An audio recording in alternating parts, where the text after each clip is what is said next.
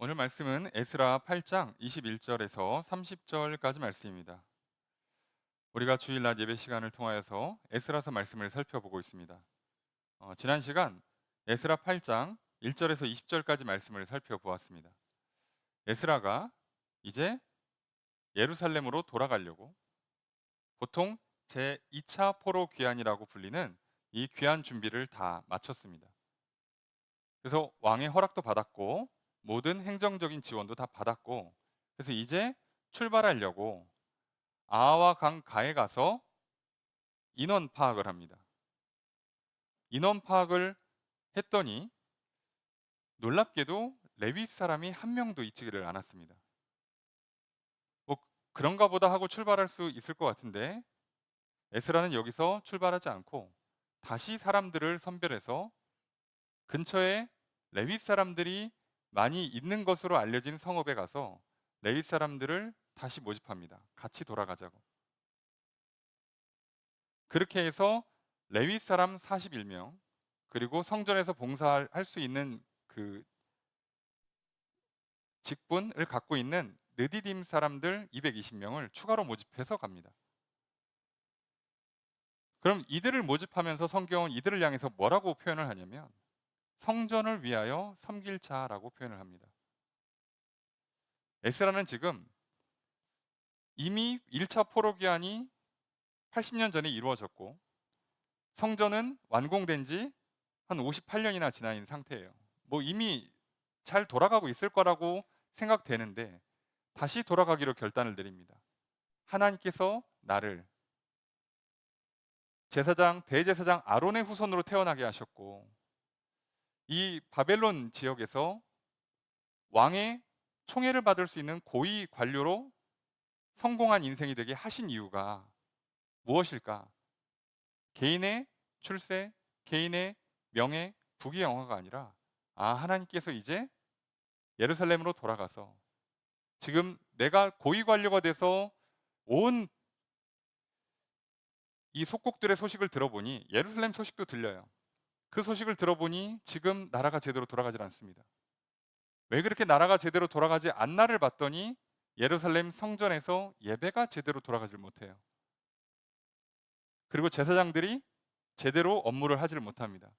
백성들에게 말씀을 가르쳐 주지도 못하고 백성들은 말씀에 순종해 살아가질 않아요. 성전은 완공했지만 하나님의 백성으로 거룩한 삶을 살아내지 못하니 이들의 현실적인 삶의 문제들이 전혀 개선되질 않습니다. 그리고 에스라는 깨닫습니다.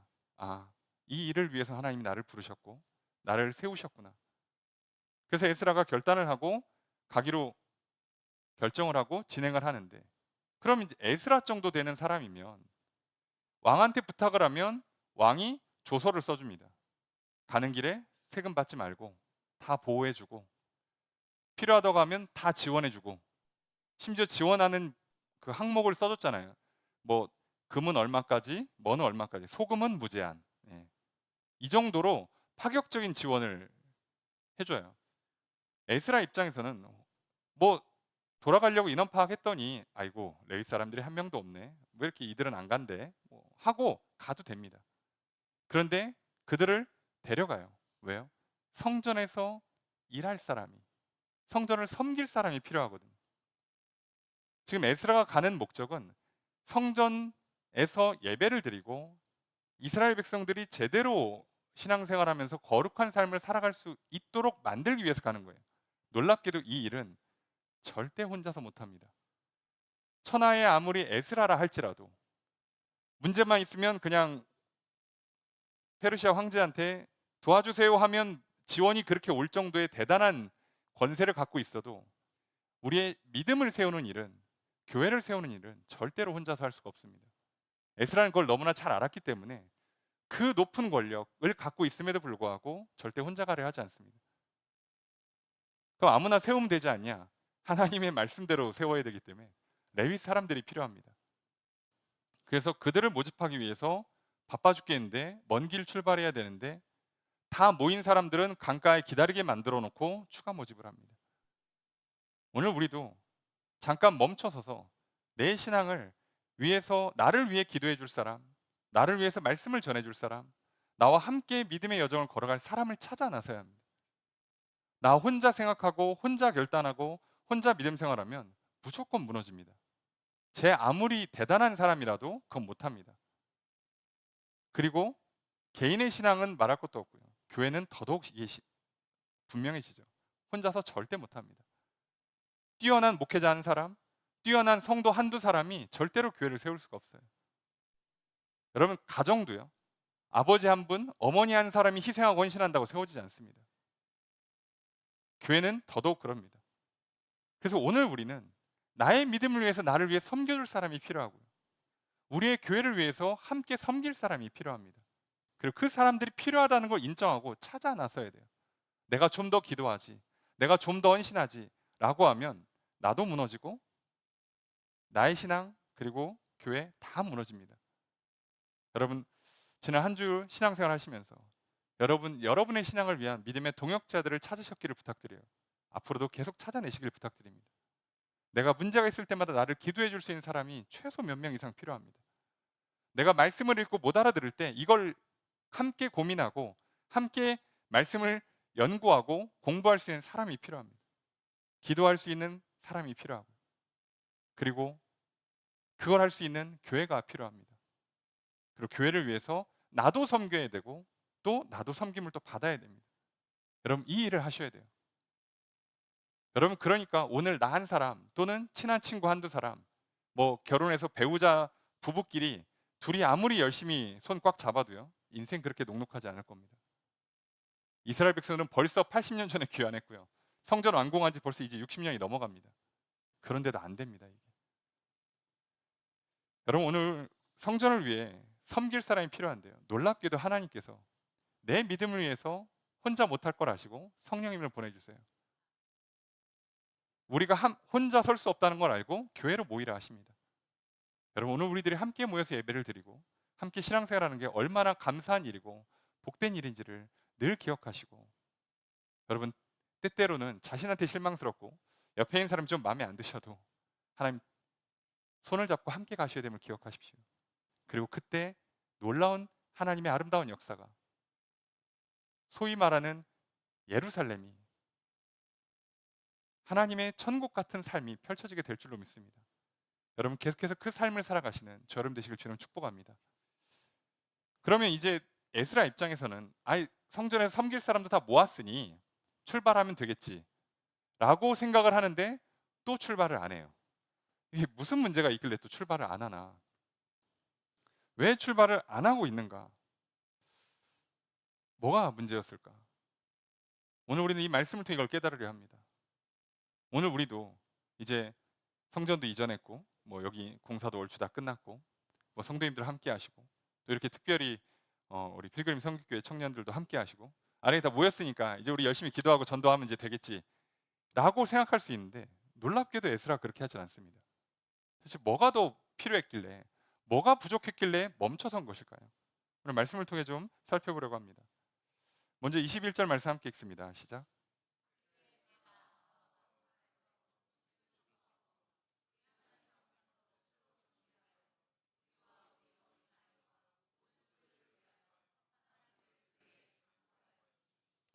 그때라고 하는 것은 이제 아하와 강가에서 모였다가 인원 파악해보니 레위인이 없었고, 그래서 추가 모집해서 다 모았습니다.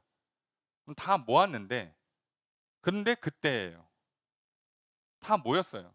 지금 이 인원이 총 한 1,700명이 좀 넘습니다.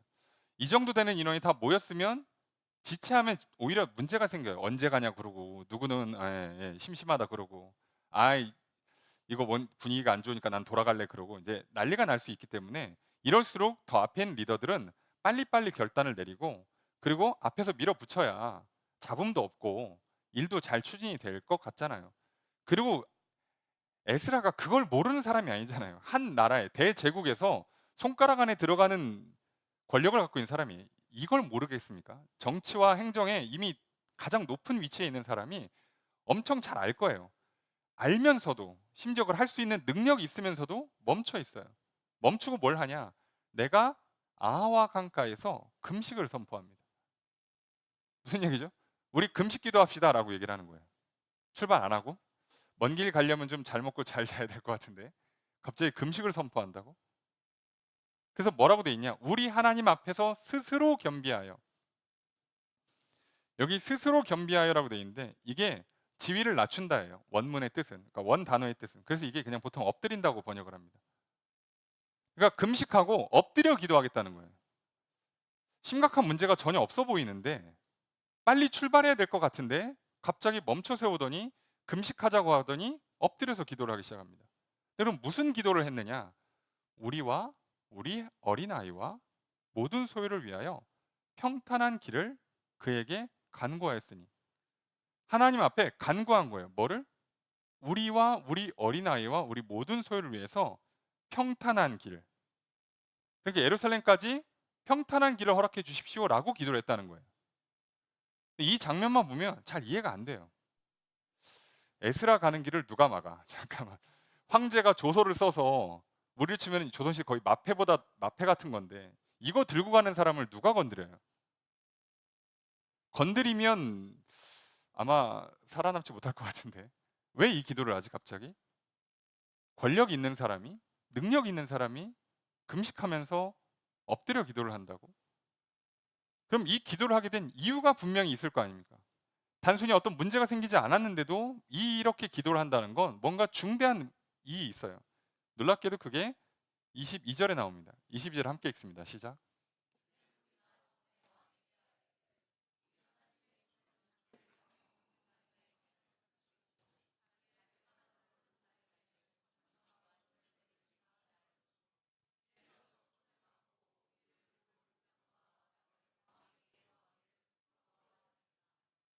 이유가 나와. 이렇게 금식하고 엎드려서 간절히 기도한 이유를 설명하는 게 22절에 우리가 에스라랑 이제 이 포로 귀환을 진행하는 대표, 소위 말하는 장로들, 제사장 계열의 사람들이 왕한테 한 얘기가 있다는 거예요. 뭐라고 얘기했냐?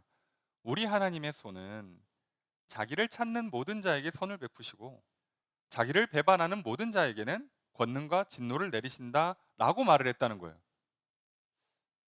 뭐 교회 다니는 사람들이면 이 정도 얘기를 할 것 같은데 뭐 이게 뭐가 문제지? 라고 했는데 그랬으므로 이 얘기를 했기 때문에 길에서 적군을 막고 우리를 도울 보병과 마병을 왕에게 구하기를 부끄러워하였습니다.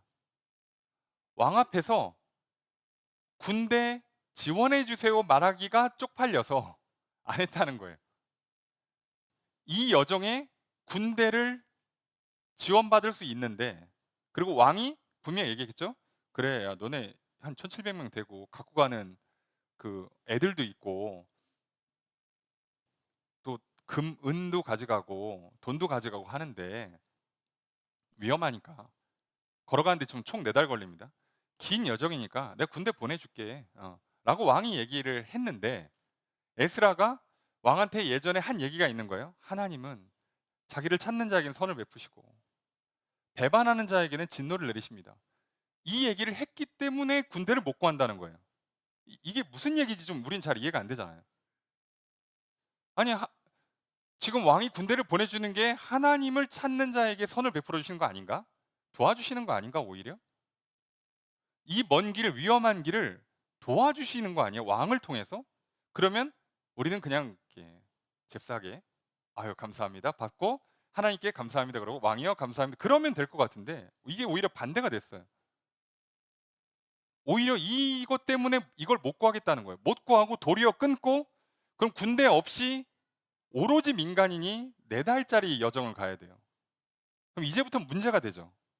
군대도 없는데 뭐 중간에 있는 뭐 도둑들이나 강도들 입장에서는 에스라가 누군지 알 바야. 그냥 길 가는데 물이 져서 오는데 쟤네 돈 좀 있어 보이는데 그럼 그냥 약탈하면 되잖아요. 뭐 어렵게 할 것도 없지. 밤에 훔쳐가면 되잖아. 사람 안 죽여도 되잖아요. 이런 위험이 있다는 걸 에스라가 모를 리가 없잖아요. 그리고 대제국에 다 식민 지배를 받고 있어요. 그러니까 각 나라마다 사실은 다 따로따로 놀고 있어요. 그리고 페르시아는 정책상 각 나라의 법과 각 나라의 종교를 인정해 주는 편이에요. 반역만 하지 말고 쿠데타만 하지 말고 조공만 잘 바치라 이거죠. 그런 사람들이니까 각 나라들을 지금 몇 개를 거쳐 와야 되는 이 여정에서는 굉장히 위험한 겁니다. 아무리 봐도 반대로 기도를 해야 될 것 같은데, 간절히 기도해서 왕한테 군대를 받아내야 될 것 같은데 거꾸로 됐어요. 군대를 거절하고 간절히 기도하고 있어요. 군대를 거절한 이유는 하나님은 자기를 찾는 자에게는 선을 베푸신다라고 말을 했기 때문에, 믿음을 고백했기 때문에, 하나님이 도와주신다고 믿음을 고백했으니 사람의 도움을 구하는 건 약간 쪽팔리다는 거예요. 근데 이렇게만 생각하면, 여러분 성경 읽으실 때 이렇게만 생각하면요, 지금 이게 쪽팔린 게 중요한 게 아니잖아요. 자존심이 중요한 게 아니라 우리의 믿음이라는 것도 물론 중요한데, 여러분 쪽팔리면 잠깐이지만 이거 4달짜리 여정입니다. 목숨이 걸려 있고 돈이 걸려 있어요. 이게 지금 잠깐 굽히면 내 다리 편하고 안전하게 도착할 수 있는데 그거 못할까? 그리고 우리가 여기서 무슨 뭐 하나님을 배반한 것도 아니잖아, 따지고 보면. 하나님 믿을래? 군대 믿을래? 이렇게 한 게 아니잖아요, 왕이. 너네 위험한 길이니까 내가 군대 지원해 줄게 라고 하는데, 아닙니다, 왕이시여. 하나님께서는 자기를 찾는 백성을 도와주십니다. 그러니 군대에 도움 필요 없습니다. 이러고 지금 거절한 거예요. 거절하고 출발하려니 무섭죠. 위험하죠. 그래서 금식하고 기도하는 거예요. 우리가 볼 때 이 장면이 좀 이상해요. 왜? 바보도 아니고 에스라 정도 되는 사람이 이걸 다 알 텐데, 지금 이 제국이 어떻게 돌아가는지를 다 꿰고 있는 사람이 이 선택을 한다는 건 도무지 이해가 안 돼요. 그런데 더 이해가 안 되는데 결론은 이렇게 나옵니다. 23절 읽습니다. 시작.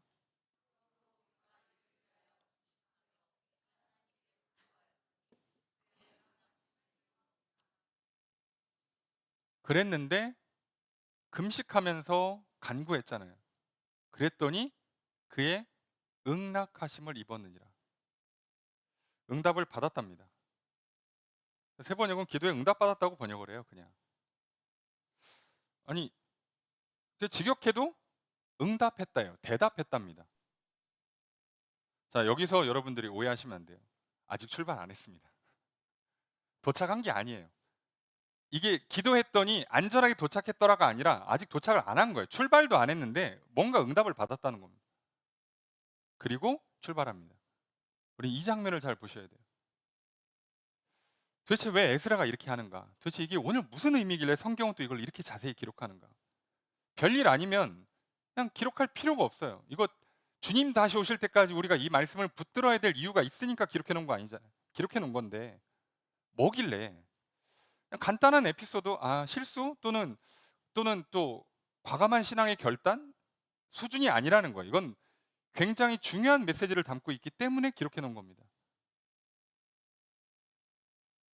그럼 도대체 뭐였을까? 예스라가 지금 돌아가려는 가장 큰 이유는 성전을 짓고도 신앙은 세워지지 않은 거예요. 건물은 지었는데 신앙의 외형은 만들었는데 진짜 믿음이 없어요. 하나님과의 관계가 제대로 회복되지 않았어요. 그래서 이스라엘 백성들은 거룩한 삶을 살지도 못하고, 그리고 하나님께 복을 받아서 이들의 삶이 평안하고 풍요롭고 번성하지도 못해요. 다 나빠져 있습니다. 그럼 에스라 입장에서는 이 원인이 뭘까? 예배를 잘 안 드려서? 제사장들이 성경 공부를 잘 안 시켜서? 율법 교육을 잘 안 시켜서일까? 그럴까요? 그런 사람들이 포로기환해서 그 다 폐허가 된 나라에 돌아와 가지고 거기서 다시 집 짓고 고생하고, 그리고 거기서 애써서 성전 짓고 그랬을까요? 그 정도 믿음도 없는 사람이었을까요? 아닐 겁니다. 여러분, 그 정도 믿음도 없는 사람이 주일날 교회에 와서 예배를 드릴까요? 와서 막 헌금도 하고 막 봉사도 하고 막 성가대도 하고 찬양팀도 할까요? 외형은 다 갖췄어요. 이 사람들이 악한 의도가 있는 게 아닐 거예요. 분명히 하나님 향한 믿음이 있어요. 근데 왜 실제로는 거룩한 삶이 안 구현될까요? 왜 실제로 삶의 현장에 나가면 제대로 말씀대로 살아내지 못할까요?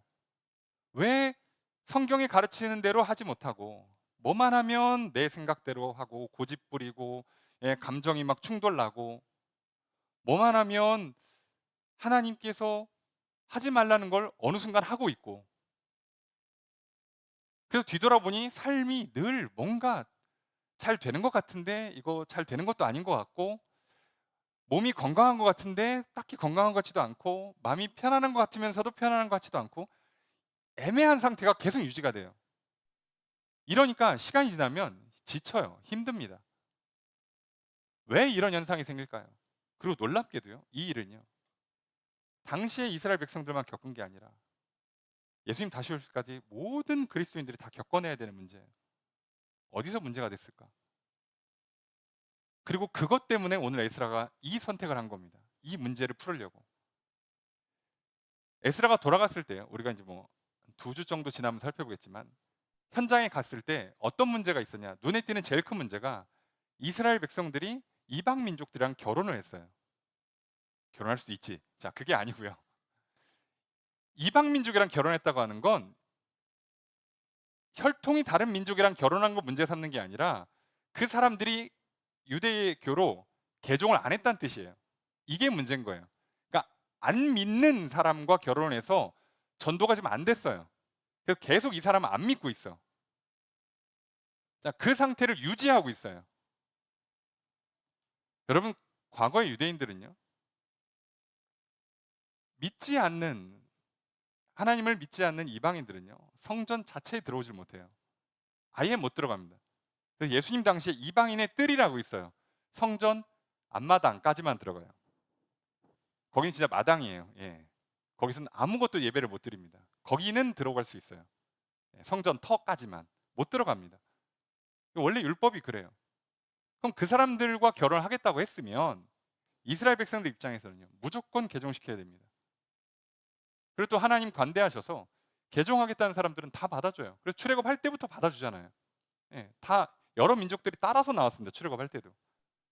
하나님은 혈통을 중시하는 것처럼 보이는 게 혈통이 아니라 사실은 아브라함이 중요한 거지 혈통이 중요한 게 아니죠. 그럼 왜 이스라엘 백성들이 포로를 귀환해서 성전을 지었는데도 불구하고 왜 이방 민족들과 결혼해서 그들의 신앙을 개종시키지는 못할 뿐더러 도리어 본인들이 그들의 신앙을 따라가고 있어요. 왜 그랬을까요?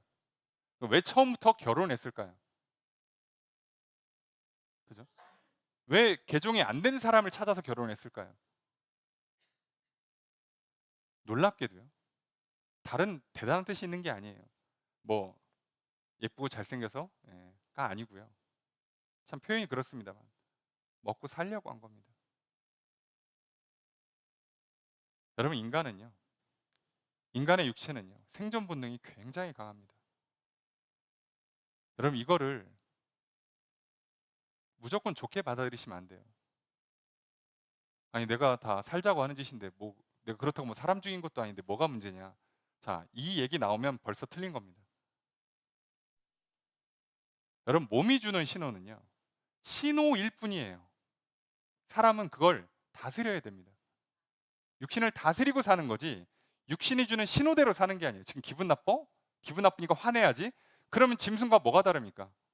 기분 나쁜데 아이고 내가 지금 졸리구나. 내가 배고프구나. 내가 피곤하구나. 아 그러면 짜증은 나지만 이거 빨리 잠을 자든가 밥을 먹든가 좀 쉬어서 다스려야죠. 지금 내가 짜증나니까 내가 지금 짜증나서 좀 신경질 좀 내겠다는데 뭐가 문제야? 그리고 그것도 뭐 저기 내 부하 직원이거나 나보다 좀 어리거나 지위가 낮은 사람한테 좀 신경질 좀 내겠다는데 그게 뭐 대단한 문제야. 자, 이러면 예, 우리는 육신의 지배당해 사는 겁니다.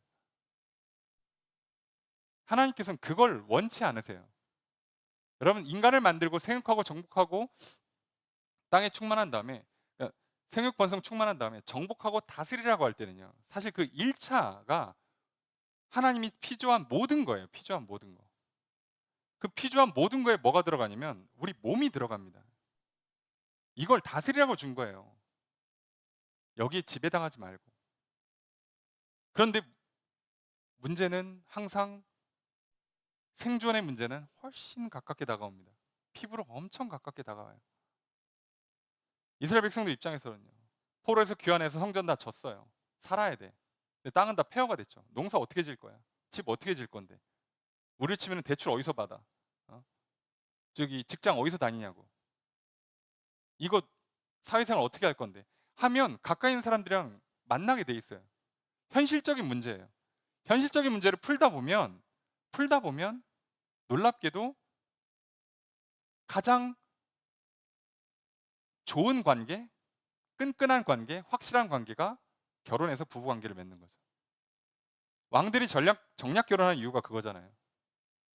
근데 우리는 이 정략 결혼이 정치적으로 당연한 결과처럼 보이지만 이거에 따라 망한 게 솔로몬입니다. 그 덕에 나라가 반으로 쪼개진 겁니다. 놀랍게도 솔로몬은 자기 손으로 성전을 지은 사람이에요. 그런데 다윗이 왕이 되고 성전 준비를 다 해놓고 성전을 지은 게 솔로몬인데요. 솔로몬 때에 문제가 생겨서 솔로몬 죽고 나서 나라가 반으로 갈라집니다. 그럼 이 이유가 뭘까요? 사실 그 시작은 정략 결혼이에요. 정치를 잘하려고, 나라를 잘 다스리려고. 쉽게 얘기하면 뭐 하려고요? 이 나라가 잘 먹고 잘 살려고요. 강대국들 틈 사이에서 생존하려고. 더 성공하고 더 번성하려고. 방법은 사실 지혜로운 방법에 가까워요. 남들 다 하고 있고. 근데 내가 나보다 더 덩치가 큰 나라의 공주랑 결혼했는데 그 공주가 자기 조상 대대로 섬기던 우상을 하나 들고 오겠다는데 그걸 어떻게 막습니까? 그 자기 숙소에다가 산당 하나 만들겠다는데 그걸 어떻게 막습니까? 자기랑 같이 온 시종들, 신하들과 종들을 이 예배드릴 장소가 필요하니까 옆에다가 건물 하나 지어주세요. 그런데 그걸 어떻게 막습니까? 못 막습니다. 여러분. 근데 반대로 한번 생각해 볼까요? 다윗이 정략 결혼했습니까? 다윗이 왕이 되고 나서 전쟁을 치르는 동안에요. 성경 뭐라고 기록되어 있어요? 단 한 번도 진 적이 없다고 되어 있습니다. 그래서 오죽하면 주변 나라들이 우리 싸우지 말고 친하게 지냅시다라고 와서 평화 조약을 맺어요. 그러면 되잖아요. 그러면 굳이 정략 결혼을 안 해도 되잖아요. 근데 솔로몬은 이미 된 나라에서 태어났더니 왕자야. 태어났더니 왕이야. 내가 왕이 되고 나서 성전 짓고 예배를 성대하게 드린 다음에 막 1,000번제를 드리니까 하나님 기뻐하셔 갖고 소원이 뭐냐? 제가 이 백성 다스릴 지혜가 필요합니다. 들을 수 있는 귀를 주십시오. 그랬더니 지혜를 줄게. 이런 복을 받은 사람이요. 그 지혜를 조금만 잘못 쓰면요. 정략 결혼에 빠지고 그 결과 우상 숭배에 빠집니다. 그러면 조금만 더 과거로 돌아가면 왜 이스라엘 백성들이 우상 숭배에 계속 빠지는지를 알 수 있어요. 이 믿음의 여정에서요. 아브라함이 믿음의 여정을 시작할 때는요. 하나님이 놀랍게도 별 얘기 안 합니다. 내가 자식을 줄게. 가라한 대로 가라. 고향을 떠나라. 어디로 갑니까? 안 알려줍니다. 아브라함이 어떻게 합니까? 아들을 언제 주는지 몇 명 주는지 어디로 이사 가라는지를 안 알려주고 여기를 떠나서 가래요. 아브라함 입장에서 어떻게 해요? 갑니다. 강가를 따라서 가요. 쭉 가요. 가다가 살만하다 싶은 데 가면 정착을 하겠죠. 정착했는데 뭐를 따져요? 여기가 목축하기 좋은가? 농사짓기 좋은가? 이 동네 사람들이 괜찮은가를 보는 게 아니라 하나님께서 이 땅에서 정착하라고 하시는가를 보는 거예요. 그 얘기가 없으면 또 이동합니다. 이거를 계속하는 거예요.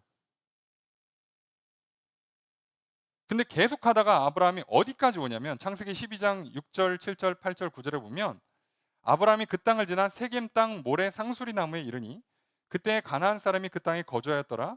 7절에 여호와께서 아브라함에게 나타나 이르시되 내가 이 땅을 내 자손에게 주리라 하신지라. 자기에게 나타나신 여호와께 그가 그곳에서 제단을 쌓고 이 땅이구나. 이 동네구를 깨달아. 여기서 여길 거점으로 이제 돌아만 다닙니다. 그동안은 나라를 계속 옮겨왔는데 여기라고 알려주니까 그때부터는 여기서 목축하기 좋은 동네. 이게 지금 세겜이잖아요. 그래서 나중에 어디까지 갑니까? 예루살렘 근처까지 그 인근을 왔다 갔다 하는 거예요. 조금 더 내려가요. 그러니까 그 지역을 크게 벗어나지 않습니다. 여기구나를 알아요. 그때까지 움직이는 겁니다. 자, 그러면 이게 믿음의 조상이 살았던 삶의 방식이에요. 우리가 이렇게 살아야 되는 겁니다. 그럼 하나님은 똑같은 방식이 한 번 더 구현되죠. 출애굽 때. 지금 우리가 보는 에스라는 사실 출 바벨론이라고 부릅니다. 또 똑같은 역사인데 과거를 보면 반복이 되잖아요. 출애굽할 때 하나님께서 뭐라고 말씀하시냐면 신명기 20장 16절 18절에 오직 내 하나님 여호와께서 내게 기업으로 주시는 이 민족들의 성읍에서는 호흡 있는 자를 하나도 살리지 말지니 곧 헷 족속과 아모리 족속과 가나안 족속과 브리스 족속과 히이 족속과 여부스 족속을 내가 진멸하되 내 하나님 여호와께서 내게 명령하신 대로 하라. 자, 땅에 들어가면 이제 땅은 알려졌잖아요. 가나안 땅. 원래 아브라함이 살던 땅으로 돌아가게 해주는 거예요. 그 땅 다 줄 겁니다. 거기 가면 농사 질 거예요. 이거 다 알아요. 자, 그래서 갈 건데 거기 도착하면 거기에 있던 원주민들은 다 진멸을 하라고 합니다. 그러면 아니 쫓아내면 되고 좀 이사할 때까지 좀 기다려주면 되지 왜 진멸을 시킬까? 이유가 있어요. 그게 출애굽기 20장 18절인데요. 이는 그들이 그 신들에게 행하는 모든 가증한 일을 너희에게 가르쳐 본받게 하여 너희가 너희의 하나님 여호와께 범죄하게 할까 함이라. 안 내쫓으면 너희들이 조금 있으면 배울 거라는 거예요. 저들이 우상 숭배하는 걸. 그래서 하나님 앞에 죄를 짓는다는 거예요. 그러면 너희들 무조건 하나님 진노하셔서 징계하시니까 큰 문제가 생기니까 그거 하지 말려면 이 문제가 생기지 않으려면 내쫓으라는 겁니다. 그럼 우리는 이상하잖아요. 아니 지금 문제는 배워서 우상숭배가 되는 거라며. 걔네들 배우면 안 배우면 되지. 사회생활 하다 보면 뭐 술집도 가는데 술을 안 마시면 되지. 자, 얼마나 좋습니까? 뭐 쉽죠. 아니 뭐 PC방 가서 게임을 안 하면 되지. 예. 카지노 가서 도박을 안 하면 되지. 아니 그거잖아요. 결국 문제는 그거잖아요. 핵심은 그거라면 그걸만 안 하면 되지 왜 애시당초 진멸을 시키냐 이거죠. 자, 여기서 사실상 성경은 직접적으로 명시만 안 할 뿐이지 여기에 걸리는 문제가 생존의 문제예요. 왜 이스라엘 백성들이 가나안 백성들을 다 내쫓지를 못할까요? 그리고 왜 저들의 우상 숭배를 배울까요? 심지어 바보입니까? 하나님 지금 10가지 재앙을 일으키시고 홍해를 가르고 막 만나를 내려주고 불기둥 구름기둥이 있고 다 보고 온 사람들이 뭐가 아쉬워서 거기서 우상을 배우겠어요? 바보 아닙니다, 여러분. 이스라엘 백성들 전 세계에서 가장 머리 좋은 민족이에요. 멍청해서 그 짓 할 리가 없어요. 반대로 생각하셔야 돼요. 머리가 좋아서 그렇게 된다는 겁니다. 거꾸로. 머리가 나빠서 시키는 대로만 네 하면 하지도 않아요. 진멸하라 그러면 뭔지 모르지만 진멸하니까 진멸해야지. 이러면 문제가 안 생기는데 이스라엘 백성들 머리가 좋아요. 계속 이제 질문합니다. 왜 진멸하라고 하신 거지? 배우지 말라고? 안 배우면 되네. 자, 그래서 이들을 어떻게 합니까? 안 쫓아냅니다. 여호수아 15장 63절에 보면 예루살렘 주민 여부스 족속을 유다 자손이 쫓아내지 못하였으므로 여부스 족속이 오늘까지 유다 자손과 함께 예루살렘에 거주하느니라.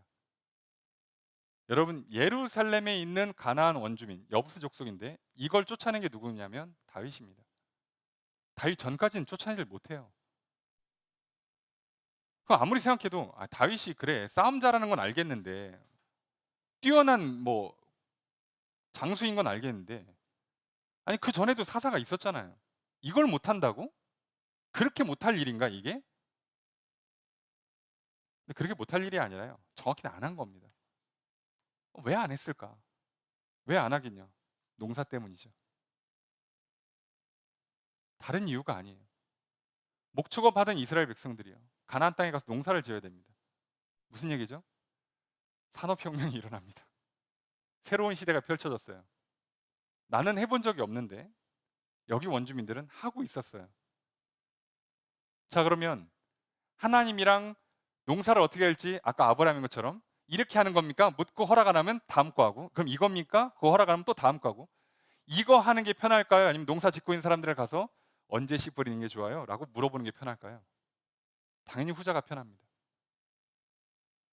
이스라엘 백성들 입장에서는요. 하나님이랑 농사를 함께 지어가는 가나안 땅에서 정착하는 하나님과의 여정을 선택하지 않은 거예요. 왜요? 힘드니까요. 어려우니까요. 아니, 한다면 해. 근데 올 겨울은 어떻게 나? 저기 씨를 잘못 뿌렸어. 근데 하나님 귀에다가 뭐 알려주는 게 아니에요. 씨는 어떻게 선별해서 어떻게 뿌려야 된다 안 알려줘. 이렇게 뿌려보고 저렇게 뿌려봐야 되는데 이렇게 뿌린 게 실패하면 올해 농사는 망해요. 저 올해 망하면 올겨울은 굶어요. 미치겠죠. 근데 저쪽은 이미 했다니까요. 겨울에 먹을 게 충분해요. 그러니까 어떻게 합니까? 가서 물어본다고요. 그러면 가나안 원주민들이 어떻게 가르쳐 줄까요? 농사하는 법만 가르쳐 줍니까? 아니요. 이들은 비를 어떻게 내린다고 배웠어요? 바알한테 제사를 드리면 바알이 비를 내려준다. 대지의 신인 아세라한테 제사를 드리면 곡식이 풍성해진다. 그러니까 요때 씨를 선별한 다음에 이렇게 제사하고 요때 씨를 뿌리고 나면 요렇게 축제 한번 드리시면 됩니다 하면 그대로 배워옵니다. 우리 입장에서는 그 옛날 얘기고요, 목사님. 우리는 요즘 우상숭배 안 합니다. 그럴까요? 여러분 인생 살면서 진로가 문제가 생기면 여러분 기도 먼저 하십니까? 아니면 저기 선생님 찾아가고 부모님 찾아가고 상담가를 찾아가십니까? 뭐를 먼저 하십니까? 몸이 아프시면 기도를 먼저 하십니까? 병원을 먼저 가십니까?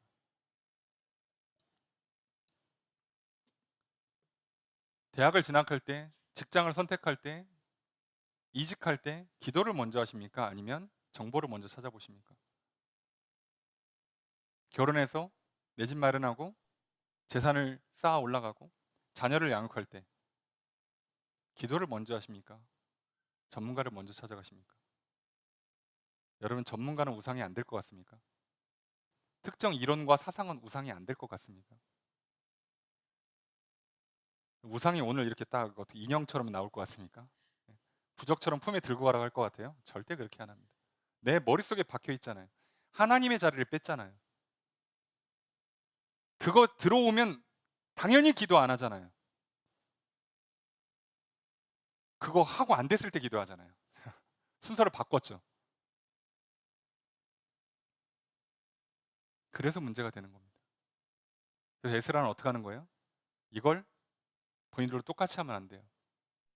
왕의 군대를 받은 다음에 군대의 힘으로 돌아가면 이거 하나님이 도와주신 거 확인이 됩니까? 안 돼요. 내 인생에 하나님이 함께하는 걸 확인할 수 있어요? 군대가 함께했는데? 여러분 군대가 함께하는 게 나쁘다가 아니라 지금 에스라가 하는 여정이 뭐냐고요. 왜 예루살렘 돌아가냐고. 내가 저 페르시아의 궁궐에서 고위 관료로서 편하게 지낼 수 있는데 내가 왜 굳이 저 먼 길 가냐고. 그 이유가 뭐예요? 하나님과 함께하는 인생이 얼마나 복된지를, 하나님이 어떤 복을 내려주신지를 내가 먼저 경험해야 가르쳐 줄 거 아니냐고. 그래서 앞서 에스라서에 뭐라고 돼 있어요? 에스라가 자기가 지켜 행한 뒤에 가르칠 거라고 돼 있잖아요. 7장에 그렇게 써 있잖아요. 에스라는 그렇게 하려고 하는 거예요. 근데 문제는 말이 쉽지 현실은 쉽지가 않습니다. 여러분 에스라가 이 결정을 내리는 게 쉬워 보입니까? 여러분 24절 이하에 가져간 재물의 양이 나와요. 그걸 쭉 보면 여러분들이 뭐 보시면 단위가 나오는데 이게 얼마인지 모르잖아요. 고대 단위니까. 그죠?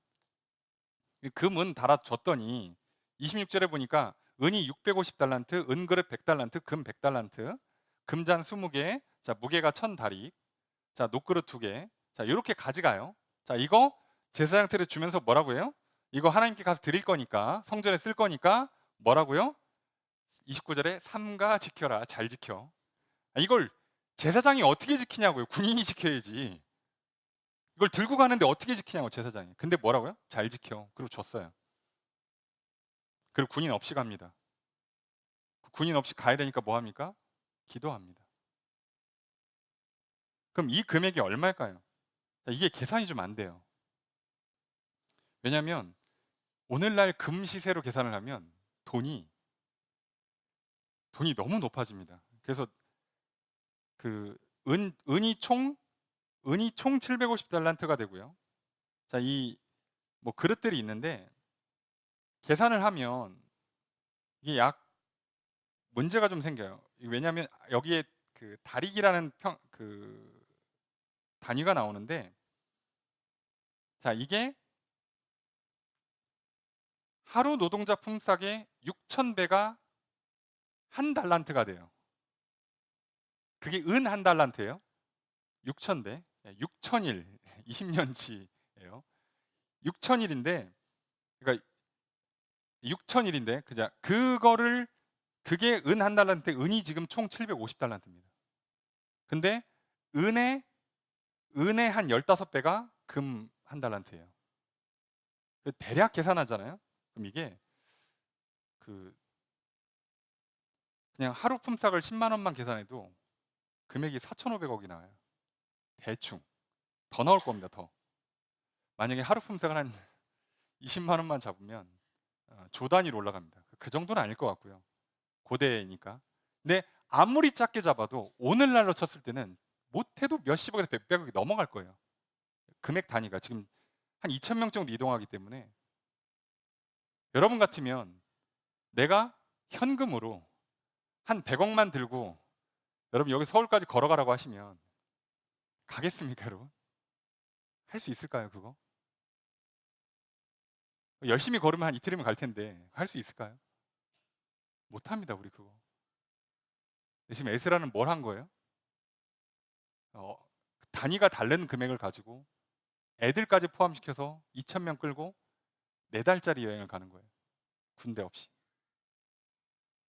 더 놀라운 건 군대를 요청하면 받을 수 있는 권력이 있는데도 불구하고 안 합니다. 왜요? 하나님께서 살아계심을 믿으니까요. 여기서 먼저 사람의 도움을 구하면, 도착하면 또 에스라가 어떻게 할까요? 백성들이 말을 안 들어? 성전 공사하는데 돈이 없어? 그럼 어떻게 할까요? 왕이시여, 부족한데 좀 보내주시죠. 다 받을 수 있다고 돼 있잖아요. 그렇게 하면 에스라가 기도를 할까요? 뭐라고 기도하겠습니까? 하나님, 편지 쓸 테니까 응답하게 도와주세요. 편지 쓰면 무조건 보내줘요. 보내주면 감사합니다, 하나님. 자, 이런 신앙생활을 하면 에스라가 거룩한 삶이 가능할까요? 이스라엘 백성들이 하나님 제대로 섬길 수 있을까요? 못합니다, 여러분. 절대로 못합니다. 그런데 우린 여기서 하나 궁금한 게 생기는 거죠. 그렇게 해서 간절히 기도를 했는데 출발 전에 뭐가 있었다고요? 그의 응낙하심이 있었다. 응답이 있었다는 거예요. 그 응답을 받고 출발했다는 거예요. 자, 뭐라고 했는지를 안 써줍니다. 성경은 이런 경우마다 단 한 번 써주지 않습니다. 자, 이거 누구만 알아들어요? 에스라만 알아듣습니다. 자, 에스라가 금식하면서 기도하면서 뭐라고요? 하나님, 오늘 내가 가는 여정은 하나님이 천지 만물을 주관하시고 하나님이 생사화복을 주관하신다는 것을 증명하러 가는 자리입니다. 그 살아계신 하나님의 말씀을 가르치러 가는 자리입니다. 그래서 내가 먼저 그걸 해야 되는데 너무 위험합니다. 내가 이 과정을 갈 수 있도록 안전을 좀 보장해 주십시오. 힘을 주십시오. 도와주십시오라고 간절히 기도해요. 그랬더니 뭐라고요? 응답을 하셨어요. 뭔진 몰라요. 근데 에스라는 그걸 받고 뭐 한다고요? 앞으로 4달 동안 불안해가지고 한 달쯤 지났을 때 밤마다 잠 못 자다가 도저히 안 되겠다. 편지 써. 자, 왕한테 좀 도와달라고 했지. 여기 이 동네 총독한테 군대 좀 보내달라고 했다. 4달 내내 시험이 들어요. 사람이기 때문에. 여러분, 우리가요, 오늘은 은혜 받죠. 내일은 시험 들 수 있잖아요. 그렇잖아요. 월요일 날은, 화요일 날은 시험 들 수 있잖아요. 우리는 아무리 못해도 일주일을 버틸 수 있는 믿음은 필요하잖아요. 그걸 달라고 기도한 거예요. 에스라는 내가 도착할 때까지 버틸 수 있는 믿음이 필요합니다. 그 믿음을 주십시오. 여러분, 우리가 기도하잖아요. 응답하십니다. 문제는 응답이 바로 안 올 때가 많다는 거죠. 그 응답할 때까지 버틸 믿음이 필요해요. 여러분, 예수님 반드시 오십니다. 오실 때까지 버틸 믿음이 필요한 거죠. 어느 날 뭐라고 생각해요? 2000년 동안 안 왔으니까 안 와. 자, 이럴 수 있다고요. 안 오는 걸로 알고 열심히 살다가 죽을 때쯤 되면 회개하고 금식하고 천국 갈 준비해야지. 이럴 수 있다고요, 사람은. 왜요? 현실의 문제 때문에. 네, 에스라는 반대로 하는 겁니다. 현실의 문제를 먼저 푸는 게 아니라 하나님과 관계를 먼저 푸는 거예요. 그래서 결단한 겁니다. 여러분, 우리가 한 주를 시작하려고 그래요.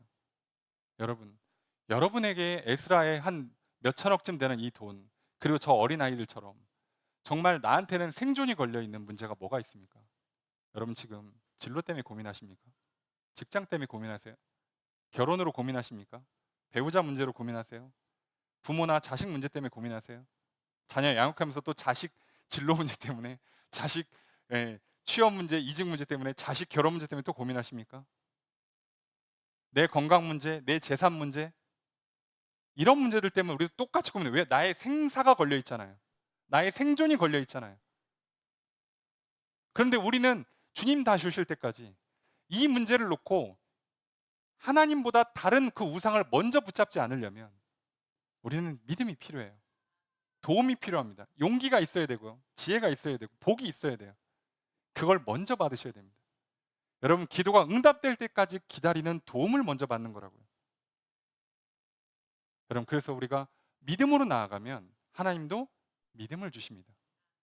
이게 먼저예요. 응답은 바로 줄 수도 있고 내일 줄 수도 있고 1년 뒤에 줄 수 있는 거예요. 믿음으로 하나님 앞에 서면 하나님 먼저 믿음을 주세요. 로마서에 써 있잖아요. 예. 믿음으로 말미암아 믿음에 이르나니. 여러분, 우리가 그 작업을 먼저 하셔야 됩니다. 그래서 오늘 우리는요, 내 생존이 걸려 있지만 당장 내일 아침 막 손 떨리는 정말 사냐 죽냐가 걸려있는 중대한 문제를 앞에 두고요, 사람의 방법을 먼저 찾기 전에 하나님 도와달라고 기도하는 저 여러분 되실 줄을 축복합니다. 그래서 결단하셔야 돼요. 하나님, 내가 이걸 내려놓겠습니다. 먼저 인간적인 방법을 찾기 전에 먼저 하나님을 붙잡겠습니다. 그러니 도와주십시오. 내가 알아듣도록, 내가 용기를 가질 수 있도록, 내가 인내할 수 있는 힘을 달라고, 확신을 갖고 살아갈 수 있도록 좀 도와주십시오. 그래야 이 한 주를 버티고, 그래야 그 응답되는 그때까지, 그 문제가 풀리는 그때까지 내가 버텨낼 수 있지 않겠습니까? 나 혼자 못합니다. 그리고 놀랍게도 오늘의 시대에는요, 성령님께서 그 일을 하십니다. 그러니 우리의 기도는 압축기 돼요. 그래서 하나님, 성령을 부어주십시오. 우리가 심심해서 부어달라는 게 아니잖아요. 외로워서 부어달라고 기도하는 게 아니잖아요. 이 문제인 거예요. 성령님 오셔서 뭐 하시니까? 하나님의 말씀을, 예수님 말씀을 생각나게 하시니까 계속 증언해 주시잖아요. 하나님 응답하셔. 하나님 너와 함께 하셔. 하나님 너를 사랑하셔라고 계속 나한테 먼저 증언을 해주시잖아요. 그래서 내가 그 믿음을 갖고 버텨낸 뒤에 내 삶의 결과물이 나오면 나도 가서 증인이 될 수 있잖아요. 진짜로 되더라. 하나님 살아계신다. 하나님 나 사랑하시더라. 여러분, 오늘 우리에겐 그 믿음이 필요해요. 그래서 오늘 우리 에스라처럼 살았으면 좋겠습니다. 우리도 뭐 금식하고 결단할 필요가 있어요. 엎드리십시오. 무릎을 꿇으십시오. 현실의 문제 앞에서 우상을 붙잡기 전에 하나님을 먼저 붙잡겠노라고, 하나님이 주시는 확신을 갖고 인생을 살아보겠노라고. 그거 아니면 안 된다고 먼저 좀 무릎 꿇으십시오. 아무리 급해도, 아무리 답답하고 막막하고 무거우셔도. 여러분, 그런데 성경은 뭐라고요? 분명하게 약속하는 건 그렇게 하면 응답하십니다. 오늘 하나님 앞에 나와 예배드리고 그렇게 결단하는 저와 여러분들에게 하나님은 응답해 주실 것입니다. 믿음을 주실 것이요, 확신을 주셔서 이 한 주를 버텨내게 하실 것이고, 그 하나님의 역사가 일어나는 그때까지, 그래서 우리가 살아계심을 경험하고 담대히 선포할 수 있는 그날까지 우리를 지켜 보호해 주실 것입니다. 그렇게 말씀하시는 하나님의 사랑하신다는 그 음성, 그 확신, 함께 하겠노라는 그 약속, 다시 한번 믿어지는 그 은혜가 있기를 주님 축복합니다. 그러니 오늘 저 여러분들 에스라처럼 살아가십시오.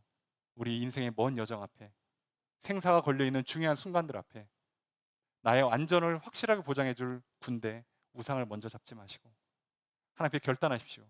오늘 에세가 고백한 것처럼 하나님은 자기를 찾는 모든 자에게 선을 베푸십니다. 이 믿음 갖고 하나님, 이 믿음이 약해지지 않도록 오늘 내게 확신을 좀 주십시오. 응답을 좀 주십시오. 용기를 주십시오. 기도하십시오. 하나님은 응답하실 것이요, 그래서 이 한 주를 우리의 인생을 승리하게 만들어 주실 줄로 믿습니다. 그래서 다시 무너진 성전을, 무너진 신앙을 일으켜 세우고 하나님의 나라를 확장시켜가는 저 여러분들의 삶이 될 줄로 믿습니다. 이렇게 살아가시는 저 여러분 되시기를 주의 이름으로 축복합니다.